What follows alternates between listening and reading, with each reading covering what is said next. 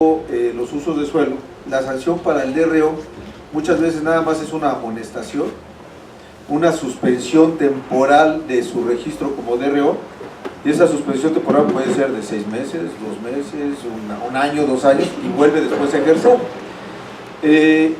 Pero para la autoridad no hay nada.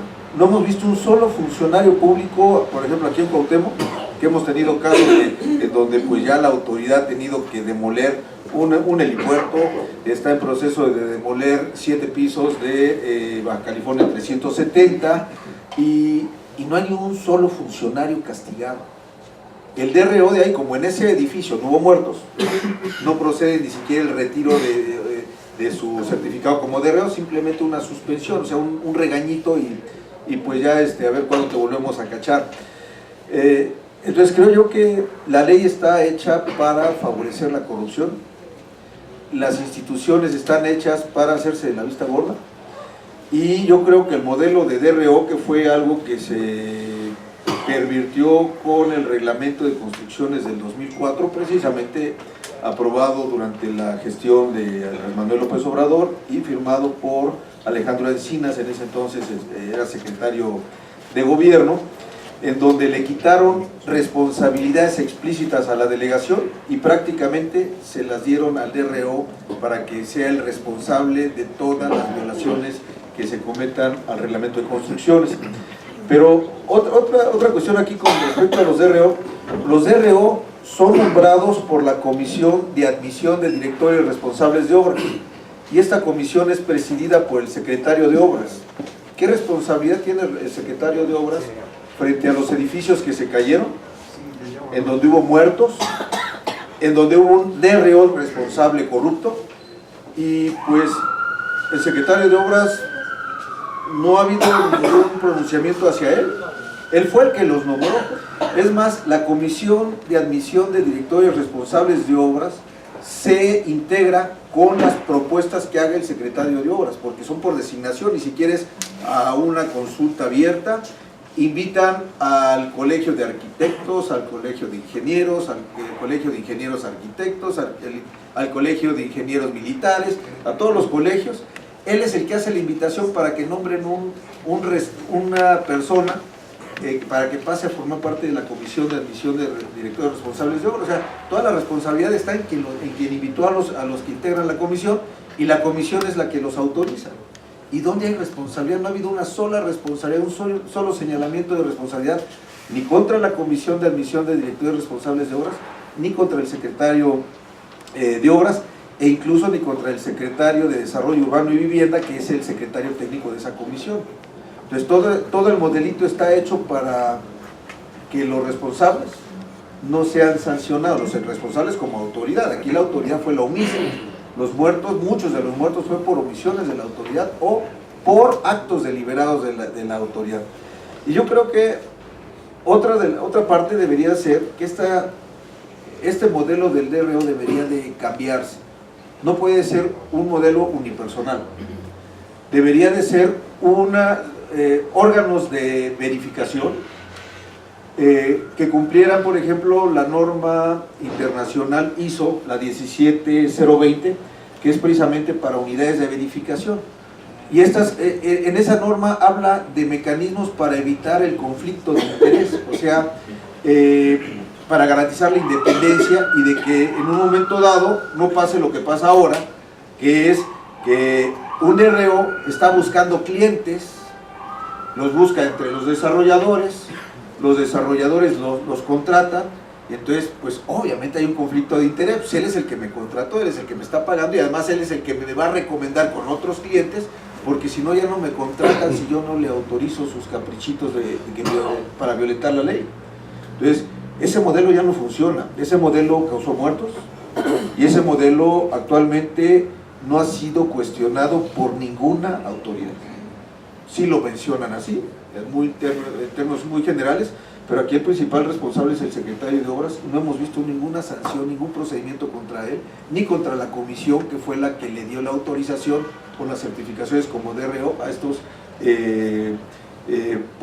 profesionistas corruptos y negligentes que provocaron muchas muertes, sobre todo en nuestra zona.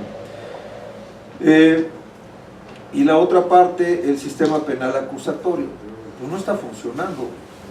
O sea, de nada sirve que tengamos una policía que todavía adolece de muchas deficiencias y está infiltrada por el crimen.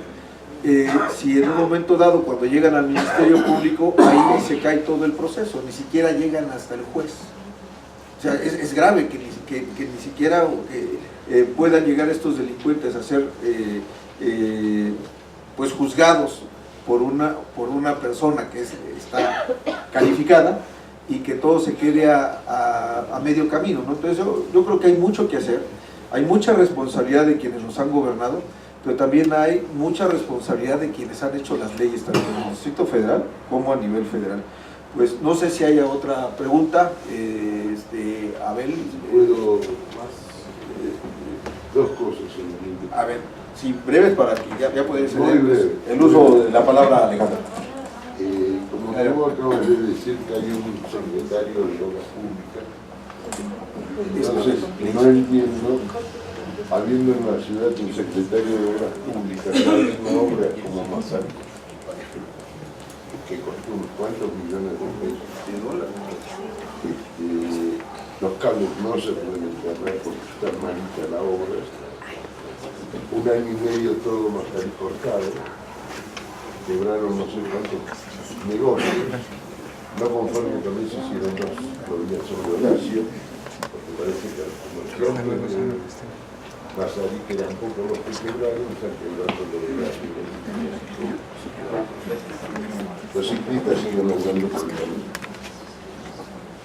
Entonces, no entiendo si hay un secretario de Obras Públicas que no haya visto eso. Eso es un robo. Esa obra es un robo. Por otro lado, hay una zona como Iztapalapa, y esa zona que le falta agua, y hay un acueducto que le faltan 1.800 millones de pesos para terminar. Pero parece que era más fácil lucirse al señor Manceras y a Romo por Mazarí, que nadie le pidió que tocara esa avenida, que era hermosa, y ahora hicieron un desastre. Y se gastaron 600 millones de acá y no pudieron terminar la otra obra porque no luce. Claro, pues ¿qué lleva? Agua a la gente pobre, a zonas bajas. Ahí no luce.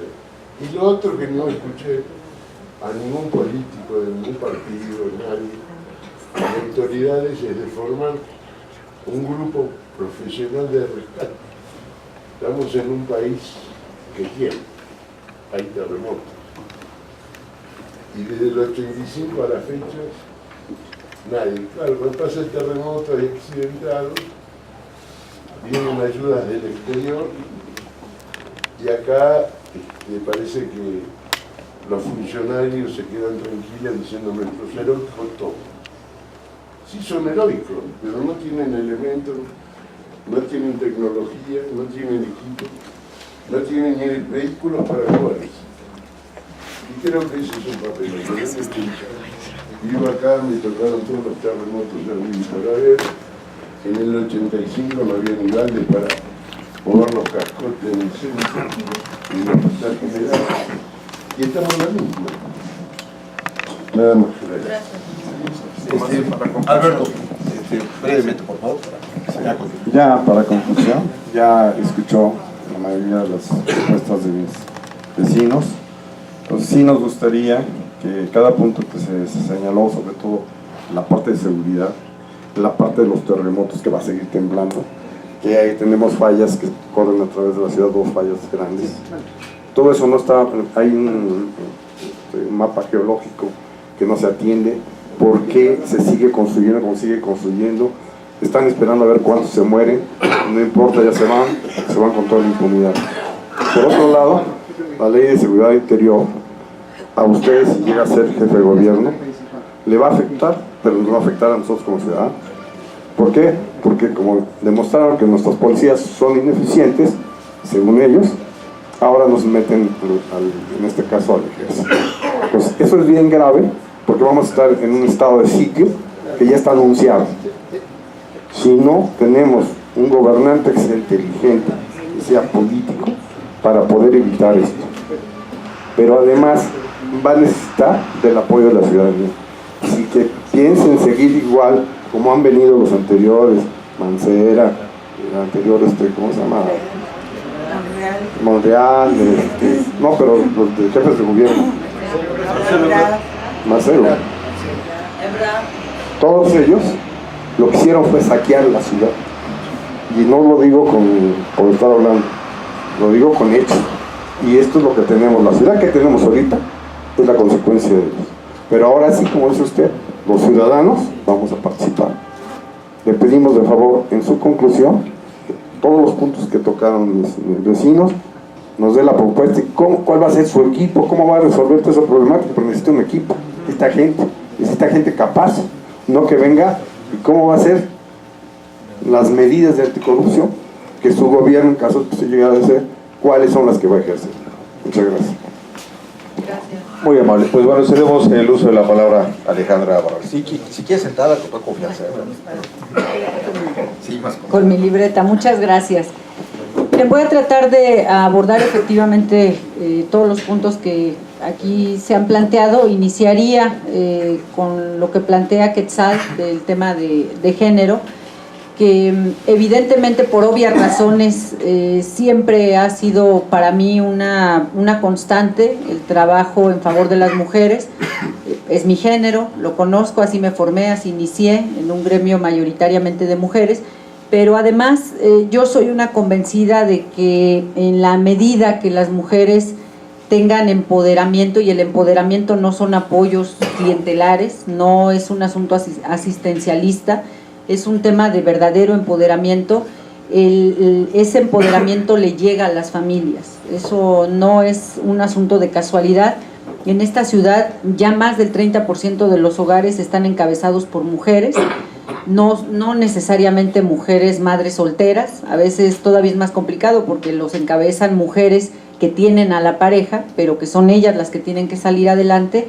Entonces sí hay una convicción, es un compromiso, es real. En donde quiera que yo he trabajado ha habido beneficios en favor de las mujeres, y aquí hay un tema que particularmente es muy importante implementar. Mucho de lo que está pasando que tiene que ver con esta descomposición social, con el tema de los jóvenes involucrados en adicciones, los niños que cada vez son más los que se tienen que quedar en casa, el embarazo en adolescentes, que es alarmante, que es cada día más alto el número de jóvenes que se convierten en mamás siendo adolescentes. Es muy importante que nosotros le generemos la alternativa a las mujeres que desde su hogar se puedan emplear, se puedan capacitar, que puedan tener poder adquisitivo, recurso económico. Hay alternativas para hacerlo, hay todo un planteamiento que mencionaría solamente por compartir un dato, lo que tiene que ver con la elaboración, por ejemplo, de uniformes escolares. En este gobierno se tienen que entregar por lo menos 1.800.000 uniformes cada año a los niños de primaria y de secundaria en la ciudad, y ayudaría que en lugar de darles esta concesión a una transnacional como eventualmente se da, que se formara la capacitación de diferentes mujeres, sobre todo en la zona oriente de la ciudad, Iztapalapa, Xochimilco, Tláhuac, toda esta zona donde hay muchas mujeres y donde además la gran mayoría no tiene condiciones económicas para sacar adelante a la familia, que ellas fueran capacitadas para ser ellas las que elaboraran con calidad todos esos uniformes. Sí se puede hacer, sí tenemos esa capacidad, lo que necesitamos es que haya voluntad de que en lugar de que el recurso se lo lleven unos cuantos, haya posibilidades de generar el poder adquisitivo para las familias, sobre todo fortalecer nuestro mercado interno. Es muy importante que podamos fortalecer nuestro mercado interno. Aquí abordaría esta otra parte que tiene que ver con el tema de los programas sociales. Acabo de comentar hace un momento que los programas sociales que hemos implementado en esta ciudad en su momento han tenido una utilidad importante. Era muy importante en algún momento en la ciudad el apoyar a los adultos mayores, a las madres solteras, a los jóvenes para que no abandonen la escuela, pero hoy tenemos que dar un salto cualitativo a todo nuestro desarrollo social, y convertirlo o abrir la llegada de una segunda o siguiente gran etapa. Y esa siguiente gran etapa tiene que pasar porque estos programas sociales permitan el empoderamiento de la ciudadanía, que dejen de ser clientelares, que deje de ser el reparto de apoyos nada más. Hay una parte de la población a la que hay que seguirla apoyando, que es inevitable reconocer que viven de esos apoyos, pero hay otra parte que está no solamente en condiciones, sino que está solicitando, está exigiendo que se le empodere con capacitación, con educación, con formación, para que se puedan valer de sí mismos y dejen de tener la necesidad de recurrir a apoyos. Ese es el giro que corresponde hoy darle al tema de los programas sociales. El mejor programa social que podemos darle a la gente tiene que ver con empleo y educación. Es el mejor programa social que le podemos dar a la gente. Y para eso es muy importante el trabajar. Aquí me referiría a esta otra parte que en diferentes intervenciones ha habido esa coincidencia. ¿Qué hacemos con la forma de hacer política en el país, en la ciudad? Que han sido, en mi opinión, estas formas equivocadas las que nos han golpeado y que nos han dejado en las condiciones que actualmente tenemos como país. Debemos de dejar de pensar en políticas cortoplacistas. No podemos seguir reinventando al país y a la ciudad cada 3 años, cada 6 años. Tenemos que pensar en políticas públicas de largo plazo, que vayan más allá de los gobiernos. Yo decía hace un momento que si Estados Unidos ha podido salir adelante con el personaje que lo está gobernando, ha sido gracias a que tienen una fortaleza institucional, a que tienen políticas públicas de largo plazo, y que pase lo que pase o llegue quien llegue a los gobiernos, no cambian las definiciones trascendentes del país o de la ciudad, dependiendo de quienes lleguen a gobernarlas. Ese es el paso que tenemos que dar en nuestra ciudad, porque mucho de lo que hoy estamos viviendo tiene que ver en esa forma equivocada, en mi opinión, de seguir haciendo política. Y esto yo no le pondría una dedicatoria particular, no diría que es un asunto de un partido, de una persona. Creo que es una forma que ya se agotó, que ya no le sirve a nuestro país, a nuestra ciudad, y que tenemos que entrar en una forma diferente de hacer política.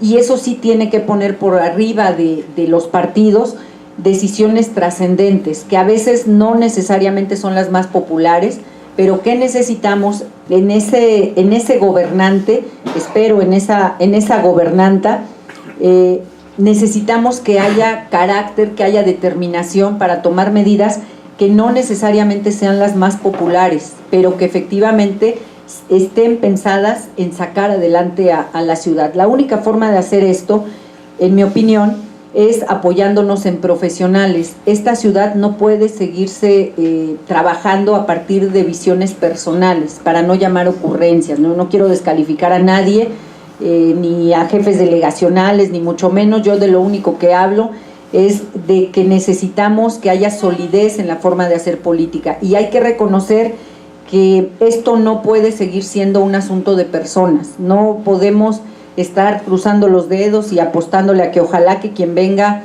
quiera ayudar, quiera hablarle a la gente, quiera hacer las cosas bien. Necesitamos apostarle a las instituciones, y para eso necesitamos apoyarnos en profesionales. Yo he trabajado en estos años por la ciudad, por convicción, no a partir de mi interés por una candidatura. Ustedes seguramente conocen mi historia, y si no tendrán acceso, por supuesto, a conocerla, y podrán confirmar que efectivamente yo he tenido aspiraciones políticas, pero aún y cuando estas aspiraciones pudieran no verse satisfechas, yo siempre he seguido trabajando en favor de la ciudad.